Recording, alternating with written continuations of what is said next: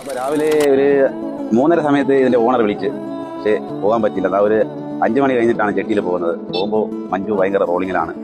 മഞ്ജുവിന്റെ പണിക്കാരെല്ലാം ഇറങ്ങി. അതിന്റെ ഓണർ പറഞ്ഞു, നിങ്ങളെ ജീവൻ രക്ഷിച്ചാൽ മതി, സാധനം മഞ്ജു പോകേക്ക് പോട്ടെ, നിങ്ങളെ ജീവൻ രക്ഷപ്പെടാൻ വേണ്ടി നിങ്ങളെ ജെട്ടിയിൽ ഇറങ്ങിക്കൊള്ളാൻ പറഞ്ഞു. പക്ഷെ എനിക്ക് പോകുമ്പോൾ ഇത് കണ്ടപ്പോൾ അത് പെട്ടെന്ന് വിട്ടിട്ട് വരാൻ തോന്നിയില്ല.